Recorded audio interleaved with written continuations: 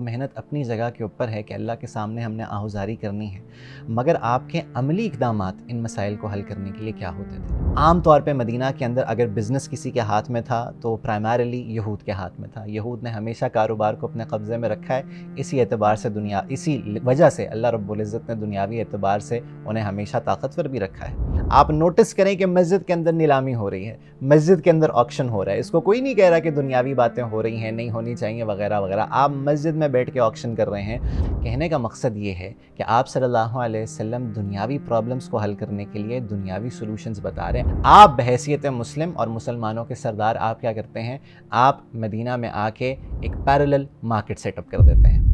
محمد رسول اللہ والذین معه اشداء علی الکفار رحماء بینہم۔ السلام علیکم ورحمۃ اللہ وبرکاتہ۔ بسم اللہ الرحمن الرحیم، نحمدہ ونصلی علی رسولہ الکریم، اما بعد۔ جیسے کہ ہمارے تعارف کے اندر، انٹروڈکشن کے اندر یہ بات منشن ہوئی تھی کہ آپ صلی اللہ علیہ وسلم نے جو دنیاوی چیلنجز فیس کیے مدینہ کے اندر، ہم کوشش کریں گے اس ایک مختصر سی سیریز کے تھرو کہ ہم دیکھیں کہ اللہ کے نبی نے ان مسائل کو حل کرنے کے لیے کیا پریکٹیکل اپروچز اڈاپٹ کیں۔ ڈیفینیٹلی یہ بات امپلائیڈ ہے اور یہ بات ہمارے ذہنوں میں ہے کہ دعا ایک بہت بڑا عمل ہے، اور الدعاء سلاح المؤمن، آپ صلی اللہ علیہ وسلم کی اپنی حدیث ہے کہ دعا مومن کا ہتھیار ہے، مگر اس کا مطلب یہ نہیں ہے کہ ہمارا ہتھیار صرف اور صرف دعا ہے۔ وہ محنت اپنی جگہ کے اوپر ہے کہ اللہ کے سامنے ہم نے آہوزاری کرنی ہے،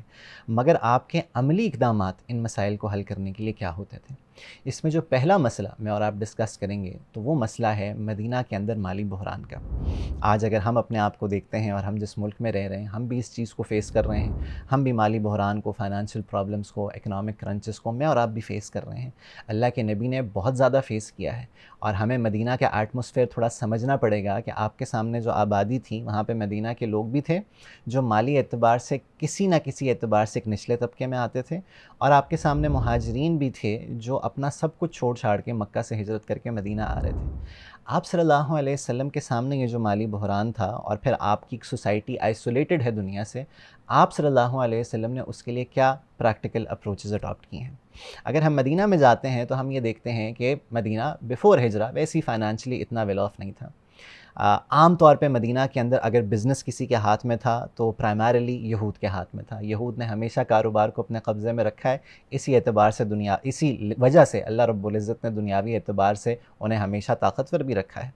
آپ صلی اللہ علیہ وسلم مدینہ آتے ہیں، آپ دیکھتے ہیں کیا حالات ہیں، آپ ارد گرد کے دورے کرتے ہیں، آپ کے سامنے پرابلم تھا، مہاجرین کے الگ مسائل ہیں، انصار کے الگ مسائل ہیں۔ آپ صلی اللہ علیہ وسلم نے انہیں دعائیں بالکل اس کی سکھائیں، آپ نے انہیں بتایا کہ کیا کیا اللہ سے مانگا جا سکتا ہے۔ آپ نے دعاؤں میں سکھایا کہ اللہم اکفنی بحلالک عن حرامک واغننی بفضلک عمن سواک۔ آپ صلی اللہ علیہ وسلم نے دعا سکھائی اللہم انی اسألک رزقا طیبا واسعا۔ آپ صلی اللہ علیہ وسلم نے مختلف اور ایسے وظائف سکھائے ضرور ہیں، مگر آپ نے اس کے لیے عملی اقدامات کیا اٹھائے ہیں، یہ بھی دیکھنا بہت ضروری ہوگا۔ سب سے پہلے ہمیں یہ سمجھنا ہوگا، اور شاید یہ ایک مس انڈرسٹینڈنگ ہمارے ذہنوں میں ہو کہ دنیا کے کمانے کو شاید برا سمجھا جاتا ہو، اور دنیا اپنی درست کرنے کو شاید دنیا داری ہمارے معاشروں میں کہا جاتا ہو، مگر اگر ہم اللہ کے نبی صلی اللہ علیہ وسلم کو دیکھتے ہیں، اسلام کا مطالعہ کرتے ہیں، تو ہمیں شاید اس کے برعکس کچھ بات نظر آتی ہیں۔ ہم سورہ جمعہ کو دیکھ لیں، 28 پارے کے اندر آتی ہے، اور اس کے اندر ہم سورہ جمعہ کی آیت نمبر 9 اور 10 کو دیکھیں، 9 اور 10 کو۔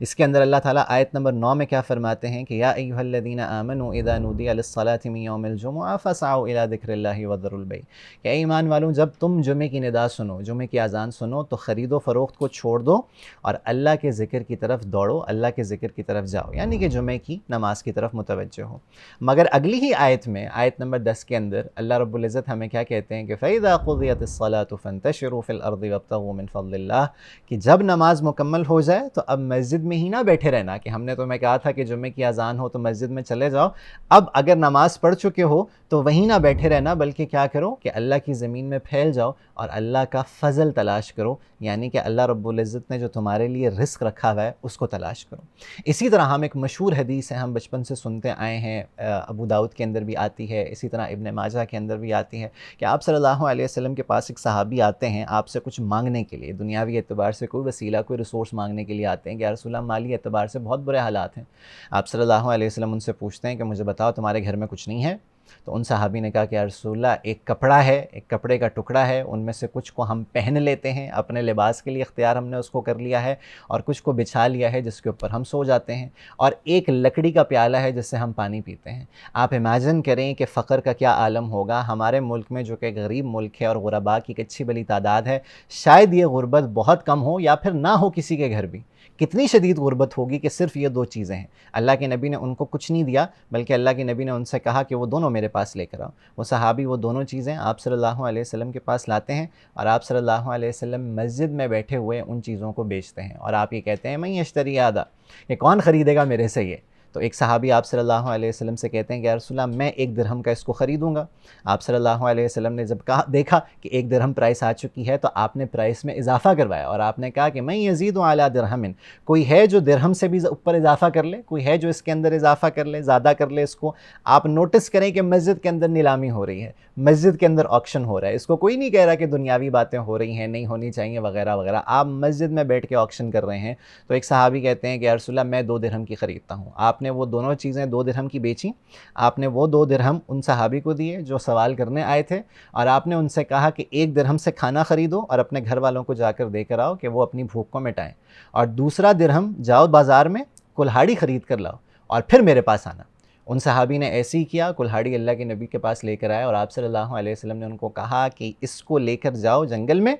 لکڑیاں چنو اور اس کے بعد اس کو بیچنے کی کوشش کرو، وَلَا أَرَيَنَّكَ 15 يَوْمًا، اور میں تمہیں ہرگز نہ دیکھوں 15 دن تک، تم نے یہاں میرے پاس مسجد میں بھی نہیں آنا، تم نے ہمارے دروس میں بھی شرکت نہیں کرنی، تم اپنی دنیا کو پہلے سیدھی کرو تاکہ تمہارا یہاں سے ایک پیس آف مائنڈ تمہیں ملے اور تم اپنی باقی چیزوں کے اوپر بھی فوکس کر سکو۔ ان صحابی کے بارے میں آتا ہے کہ 15 دن نہیں آئے، آپ صلی اللہ علیہ وسلم کے کہنے کے اوپر انہوں نے اپنی دنیا کو سیدھا کیا، 10 درہم 15 دن کے بعد 10 درہم کما کر لائے آپ صلی اللہ علیہ وسلم کے پاس، اور پھر آپ کو کہا کہ یا رسول اللہ سیلف سفیشینٹ ہو گیا ہوں، خود کمانا شروع ہو گیا ہوں۔ آپ صلی اللہ علیہ وسلم نے اسی کو انکریج کیا اور ان کو شاباش دی۔ کہنے کا مقصد یہ ہے کہ آپ صلی اللہ علیہ وسلم دنیاوی پرابلمس کو حل کرنے کے لیے دنیاوی سولوشنز بتا رہے ہیں۔ اب اگر ہم مدینہ میں آتے ہیں کہ آپ ایک بڑے اسکیل کے اوپر دیکھیں کہ آپ صلی اللہ علیہ وسلم نے اس کے لیے کیا کیا ہے، تو ہمیں یہ نظر آتا ہے کہ آپ صلی اللہ علیہ وسلم جب کاروبار کا جائزہ لیتے ہیں کہ مدینہ میں کاروبار کیسے چل رہا ہے، تو آپ دیکھتے ہیں کاروبار ہاتھ میں ہے یہود کے، جیسے کہ میں نے پہلے ذکر کیا، بنو قینقاع ایک یہود کا قبیلہ تھا جو مدینہ کے مضافات میں رہتا تھا۔ آپ نے دیکھا مارکیٹ وہاں پہ لگتی ہے، آپ مارکیٹ کا جائزہ لینے گئے، آپ نے دیکھا بہت ہی ظالمانہ مارکیٹ ہے، ہیوی ٹیکسیشن ہے، انٹرسٹ کے اوپر معاملات ہوتے ہیں، exploitation of the general masses ہے، عام آدمی کے حقوق کا مالی حقوق کا استحصال ہوتا ہے۔ آپ صلی اللہ علیہ وسلم یہ تمام چیزیں دیکھتے ہیں، اس کے بعد آپ اس کا حل کیا نکالتے ہیں؟ آپ انہیں کچھ نہیں کہتے یہود کو کہ تم نے کیا کرنا ہے، وہ تو آپ کے دین کے قائل ہی نہیں ہیں۔ آپ بحیثیت مسلم اور مسلمانوں کے سردار آپ کیا کرتے ہیں؟ آپ مدینہ میں آ کے ایک پیرلل مارکیٹ سیٹ اپ کر دیتے ہیں، آپ مسلمانوں کو کاروبار دیتے ہیں، آپ یہاں سے اس سے جو آپ اس کے جو امپلیکیشنز ہیں وہ تو بہت زیادہ ہیں جن کے لیے سیرت کی کتب کو دیکھنا پڑے گا۔ بہت بریفلی میں آپ کو بتاؤں تو آپ صلی اللہ علیہ وسلم مدینہ کے اندر مارکیٹ سیٹ اپ کرتے ہیں، اور وہاں پر آپ دکھاتے ہیں لوگوں کو کہ کاروبار کیسے کرنا ہے، اور پوری دنیا کو دکھاتے ہیں کہ ایک آئیڈیل مارکیٹ کا سیٹ اپ کیسا ہونا چاہیے۔ آپ ٹیکسیشن کو ابالش کرتے ہیں، آپ انٹرسٹ کو ابالش کرتے ہیں، اس کے ساتھ ساتھ جتنی ایسی پریکٹسز تھیں جس سے financial exploitation of the general masses ہوتی تھی، آپ صلی اللہ علیہ وسلم ان چیزوں کو ختم کرتے ہیں۔ بہت چھوٹی سی اگزامپل کہ آپ صلی اللہ علیہ وسلم ایک ادب ہمیں دیتے ہیں اور ایک حکم دیتے ہیں کہ لا یبیع حاضر لبادل، کہ کوئی بھی شہری انسان کسی دیہاتی انسان کے بہاف کے اوپر اس کی چیزیں نہیں بیچ رہا ہوگا۔ کیوں؟ اس سے پرابلم کیا ہوگی کہ اس کے لیے ایکسیس ٹو مارکیٹ ختم ہو جائے گا اور اس کی چیزیں بڑی سستی میں وہ شہری آدمی خرید کر آ جائے گا اور خود اس کو اس کی پرائس کا پتہ ہوگا، بازار میں آ کر مہنگی بیچے گا۔ یہ اس دیہاتی آدمی کا نقصان ہوگا کہ اس کی لیک آف نالج کا فائدہ اٹھایا جائے گا۔ ہم اپنے ملک پاکستان میں دیکھتے ہیں تو ہمارے ملک میں کتنے بہترین ہینڈی کرافٹس کے نمونے ہمارے کے پی میں، ہمارے سندھ میں، ایون پنجاب بلوچستان میں ملتے ہیں، مگر وہ وہیں سے خرید لیے جاتے ہیں، ان لوگوں کو مارکیٹ کا ایکسیس ہی نہیں دیا جاتا، وہ ویسے ہی بیچارے اپنی اسی حالت زار کے اوپر رہتے ہیں، اور شہری جو ہے وہ نفع کماتے رہتے ہیں اور اس سے فائدہ اٹھاتے رہتے ہیں. آپ نوٹس کریں اللہ کے نبی کی مختصر سی بات کے اندر کتنے اصول ہمیں مل جاتے ہیں اور کتنی اور چیزیں ہمیں آپس میں مل جاتی ہیں.